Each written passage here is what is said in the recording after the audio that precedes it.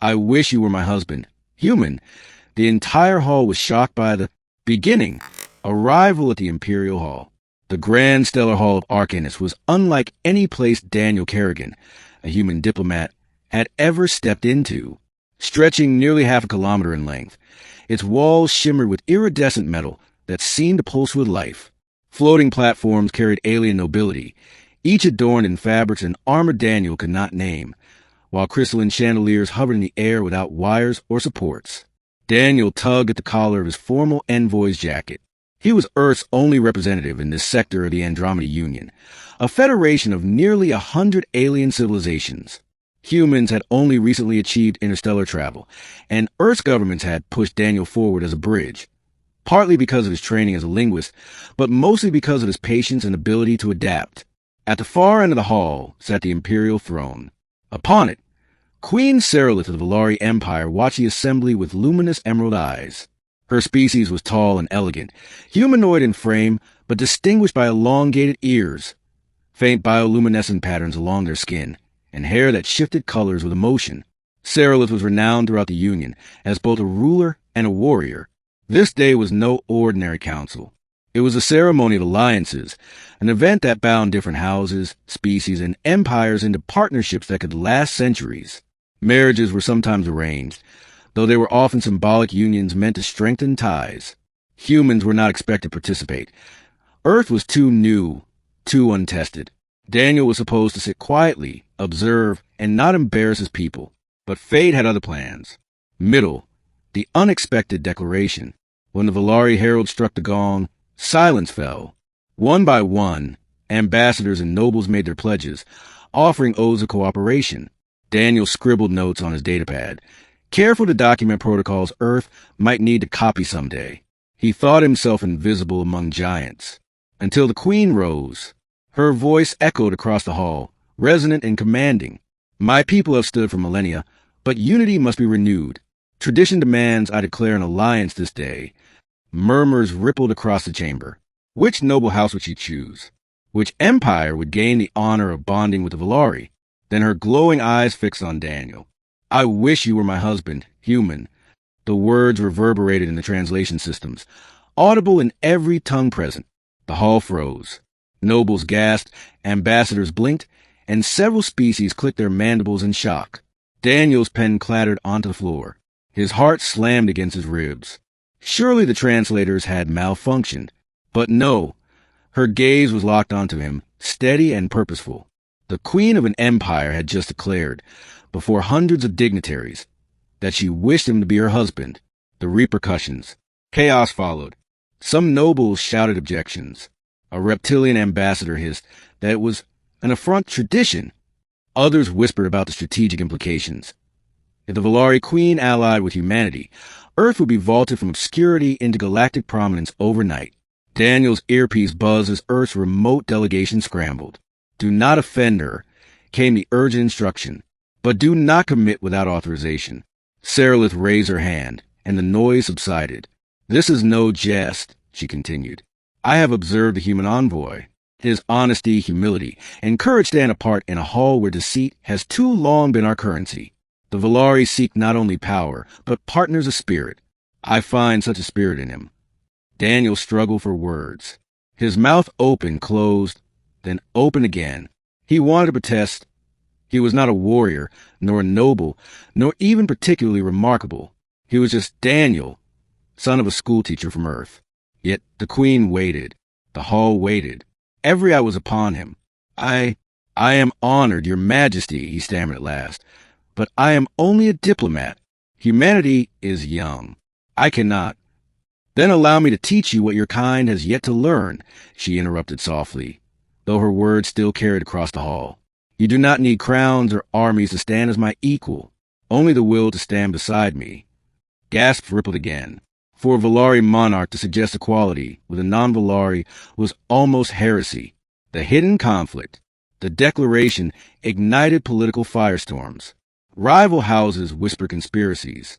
Some claimed the Queen had been bewitched by human pheromones. Others argued she sought to exploit Earth's neutrality as a diplomatic shield. Behind the grandeur of the hall, threats brewed. Daniel received anonymous messages warning him to reject the queen or perish. Several factions feared humanity gaining influence. Even within Earth's own ranks, leaders debated whether accepting her declaration might entangle them in wars beyond their capacity. But when Daniel met Seralith in private, away from the accusing stares, he saw no calculation in her gaze. "You think I seek only strategy," she told him, her shifting hair glowing faintly silver. "But Daniel Kerrigan, I see something no one else in this hall possesses. Someone unshaped by centuries of ambition. Someone who reminds me why leaders must serve, not rule." Daniel swallowed. "And if I refuse you?" Her expression did not waver. "Then you will walk free, unharmed. But I will have spoken the truth, and the truth will linger." Trials of trust. To prove her intent, Seralith invited Daniel into Valari life. He was taken to the Crystal Gardens, where flowers glowed with bioelectric light. He trained briefly with Valari warriors, learning their martial dance, a blend of combat and meditation. He joined councils, not as an outsider, but seated at her right hand.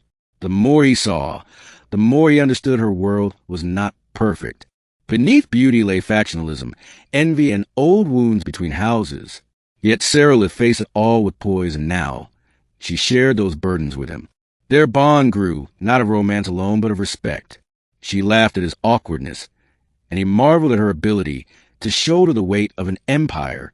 He began to feel that perhaps he was not so unworthy after all. But enemies plotted.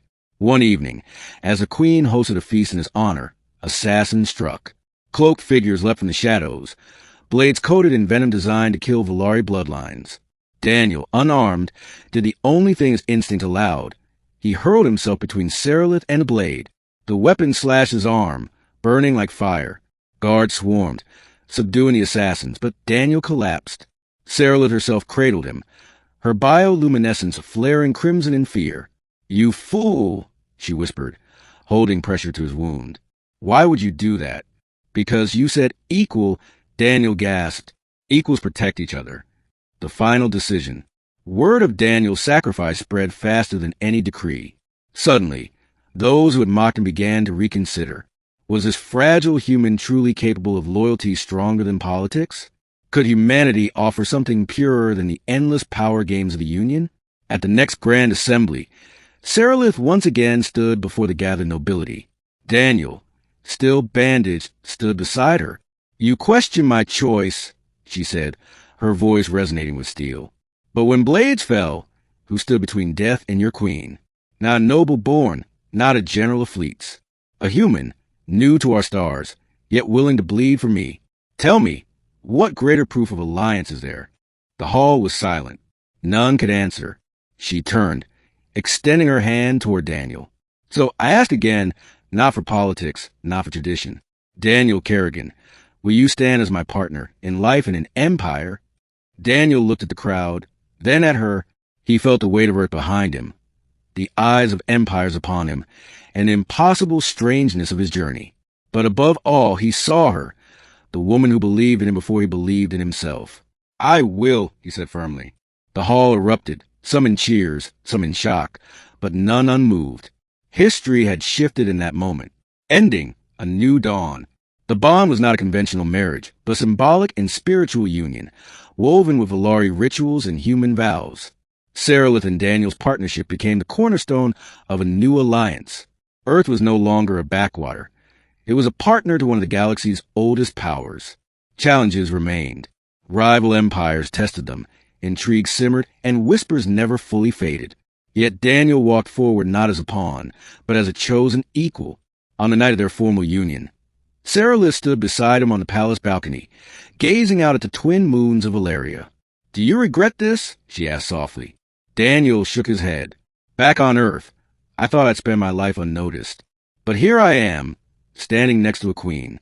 If this is madness, then I'll gladly live in it." Her hair shimmered a gentle gold, the Valari sign of contentment. She leaned closer, her voice barely above a whisper. "Then together, Daniel Kerrigan, we will teach the stars what it means to lead not with fear, but with love." And so began the age of an unexpected union. A queen and a human whose bond would forever reshape the galaxy.